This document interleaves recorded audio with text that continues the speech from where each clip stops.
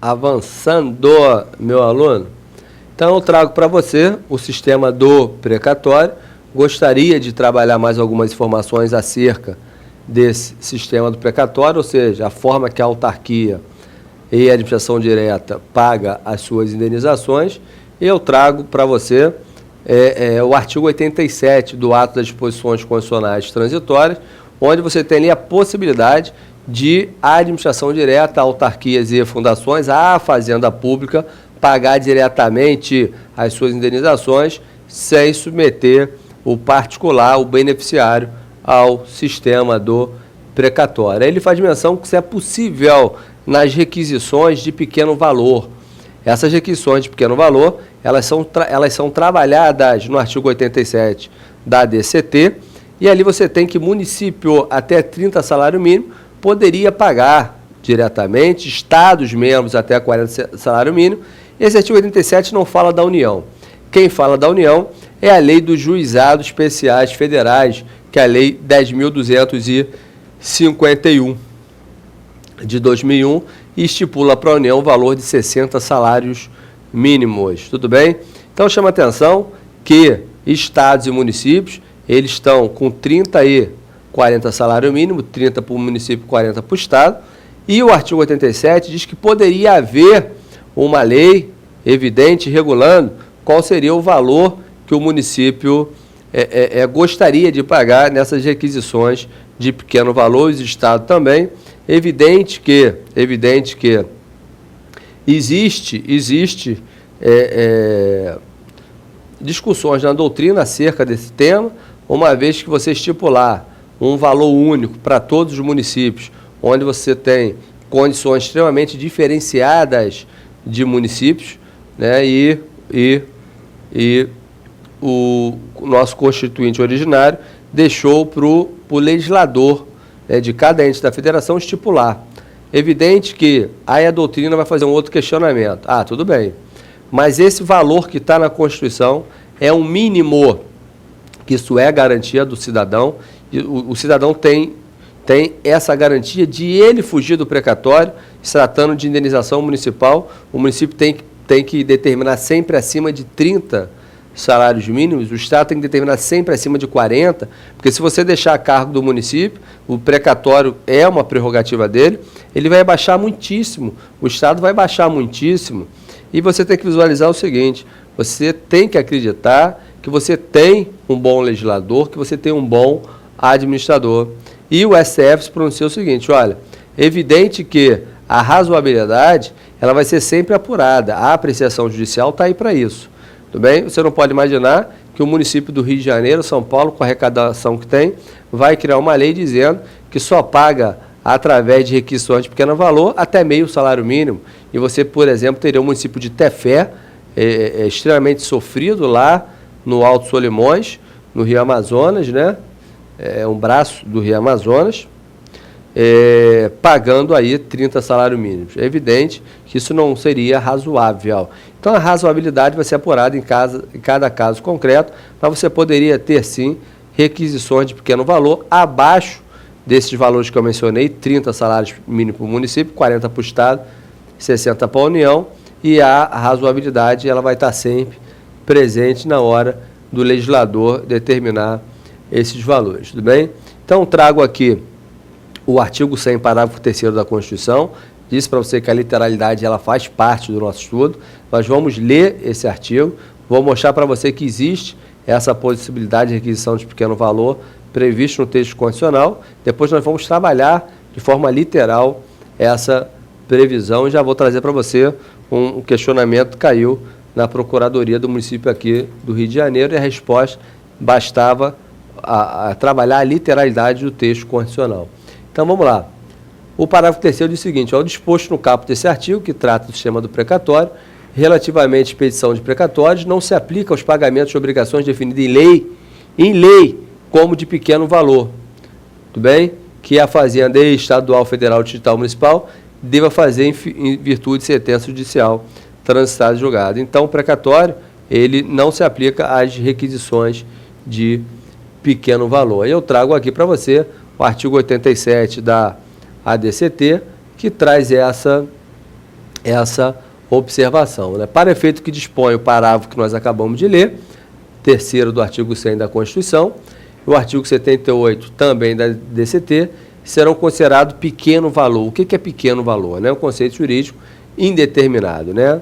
Até que se dê a publicação oficial das respectivas leis, a Constituição, já para dar uma aplicabilidade imediata ao tema, ela definiu o que seria pequeno valor e coloca para você os valores aí dos estados e municípios, conforme está na telinha. No inciso 1º, ele diz 40 salários mínimos para os estados federal e 30 salários mínimos para o município. Eu gostaria de chamar essa atenção, você está na telinha aí acompanhando, né, do parágrafo único do artigo 87, que diz o seguinte: se o valor da execução ultrapassar o estabelecido nesse artigo, ou seja, imagine que você receba uma indenização paga pela União de 70 salários mínimos. A pergunta é, você é obrigado a esperar o ano seguinte, porque isso vai ter que constar numa lei orçamentária, ela é votada até dezembro do ano da sentença, e você recebe, em regra, no ano seguinte.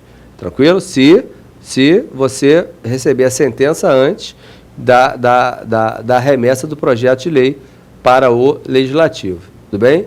Se você receber a sentença a seu favor após, você vai esperar muito mais tempo. Tranquilo? Mas a média aí é cerca de um ano e meio. Então vamos lá, se o valor da execução ultrapassar o estabelecido nesse artigo, vamos imaginar 70 salário mínimo pago pela União. O pagamento far-se-á sempre por meio de precatório, ou seja, passou da requisição de pequeno valor, será sempre de precatório.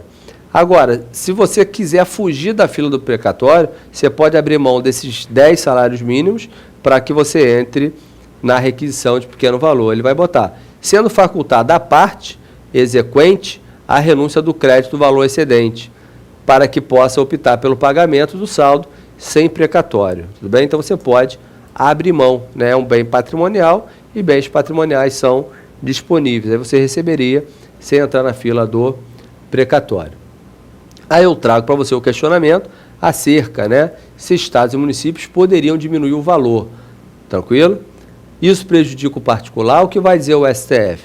Evidente que nós vamos ter que ficar com uma posição do STF acerca do tema, uma vez que a lei só diz que, a Constituição só diz que é a lei que vai estabelecer o que seria pequeno valor. Tudo bem? Enquanto a lei não se pronuncia, nós ficamos com o que está na Constituição.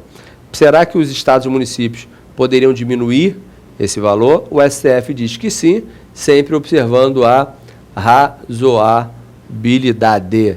É essa informação que você tem que levar para a sua prova. Tranquilo?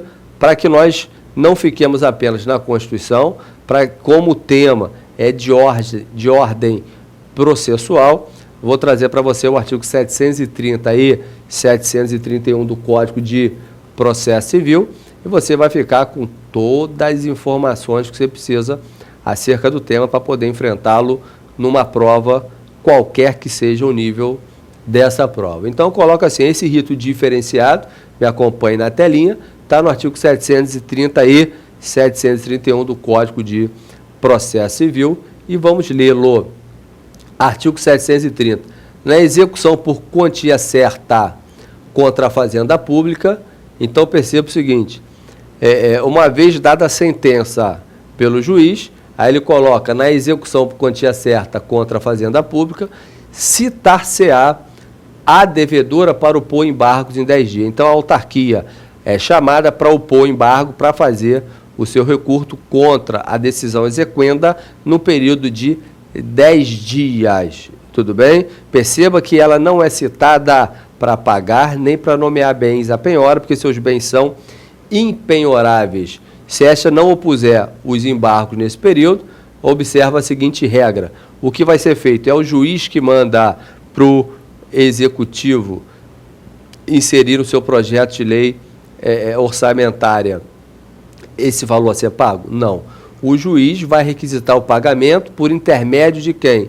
Do presidente do tribunal competente. Então, quem se relacionar com o poder executivo na elaboração do projeto de lei orçamentária será o presidente do tribunal. Tudo bem? 2. Far-se-á o pagamento na ordem de apresentação do precatório a conta do respectivo crédito. Nós vimos que não pode constar nomes, tem casos evidentes em virtude da impessoalidade, para que não haja aí preferência dada a pessoas de forma odiosa. Tudo bem? Tranquilo? Bem, o artigo 731 complementa e diz: se o credor for preterido no seu débito de preferência, imagine que alguém pule na sua frente no sistema de precatório. Você é o centésimo a receber e aquele cara que é o centésimo vigésimo a receber, recebe na sua frente. É evidente que você vai informar isso ao presidente do tribunal, que vai expedir uma ordem, evidente, depois de ouvir do chefe do Ministério Público, para sequestro necessário à satisfação do seu débito, tudo bem? Então vai vir uma ordem determinando a autoridade que o pague na frente ou que o pague também. Tranquilo? É evidente que, se descumprir a ordem judicial, esse chefe pode responder aí, inclusive por crime de responsabilidade. Tranquilo? Bem, avançando, né? Autarquias, continuamos trabalhando o tema, vamos ver ainda mais algumas informações acerca do tema. Então me acompanhe na telinha. Tem-se, portanto, a seguinte regra: uma autarquia, pessoa jurídica de direito público, é criada para... é citada, né? Nós estamos trabalhando o processo. É citada para, se quiser, opor embargos à execução. Ela não é citada para pagar, ela não é citada para nomear bens à penhora, porque ela paga por precatório. Bem, já trabalhamos isso, então vamos avançar no tema. Mas antes de avançar no tema, eu gostaria de trazer uma informação para você.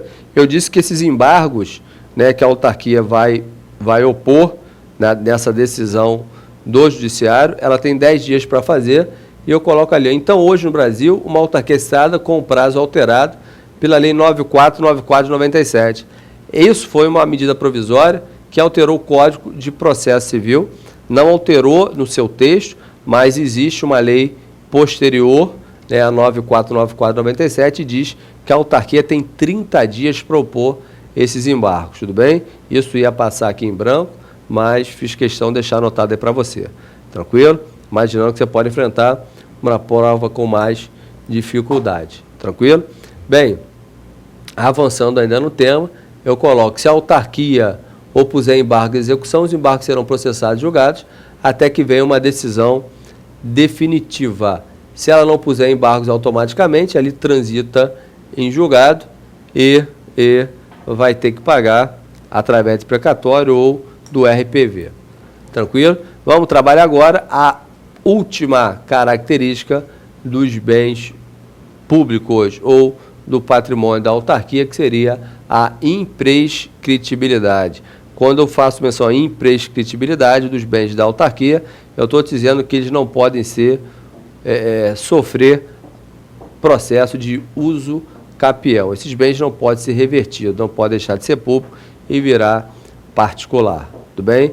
Essa seria a ideia. Você não poderia opor um direito particular, ou seja, direito de reverter aquela propriedade, porque foi atendida uma função social, em detrimento da indisponibilidade dos bens, porque você tem ali um interesse coletivo, que seria a propriedade daquele bem. Aquele bem não pertence a uma pessoa jurídica, pertence a todo o povo.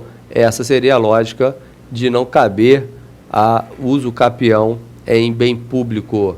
Tudo bem? Então a gente encerra aqui. Na próxima aula a gente avança no tema uso capião de bem público. Um abraço.